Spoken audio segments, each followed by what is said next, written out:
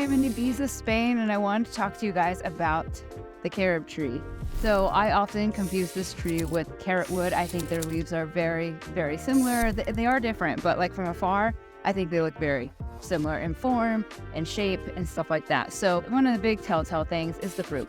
So this is a pod. This is from the Fabaceae family. Ceratonia siliqua is the botanical name. People use botanical names to differentiate between different types of plants because common names really don't mean anything. It's just what the local folks use to call the trees, and that can change from region to region, even though it might be a biologically identical tree, at least in species. So this tree is an evergreen. This one's struggling quite a bit. There's another one right over there. And that's not normal. It should have pretty much green growth. A little dead foliage could be fine. But these aren't doing so well. But anyways, I wanted to talk to you guys mostly about the fruit and what it's used for. So this is the seed pod right here. And these are grounded into a powder that can be used as a chocolate alternative.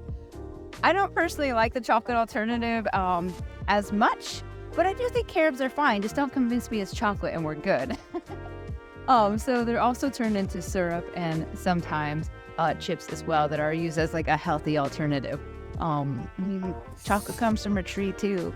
Isn't it a tree? But anyways, this plant is really, really dominant on the island of Ibiza. If you are driving around Ibiza, Spain, you're going to see this all over the place. And so it's like, I know this tree. I thought it was the carrot wood. It is not. It's the carob, which makes a lot of sense because Spain is the #1 producer of the carob syrups and powders and plants and all that stuff.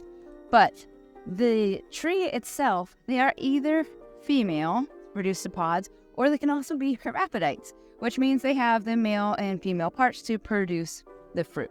The male trees don't produce the fruit, but they obviously help with the process of pollination. So they're beautiful trees. This one's not as beautiful as some of them, but I think they make a great landscape plant. They're very drought tolerant. If you wanted to produce some carobs, you would have plenty of fruit to do it.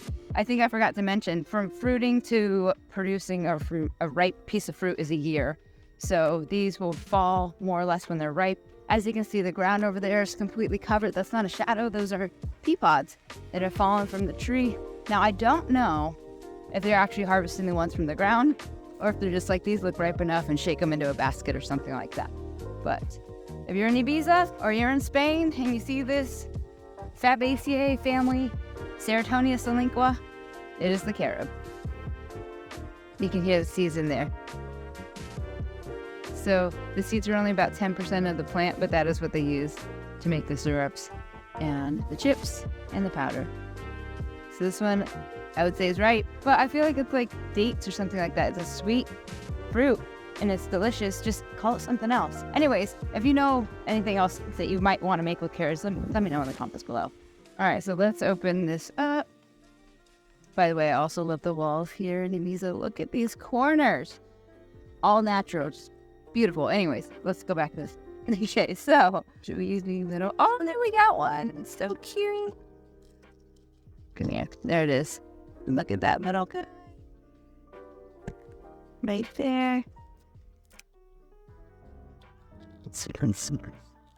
Also, another way that this plant breeds is animals eating the fruit and pooping it out, creating a nice environment for the seeds to have a nice light start.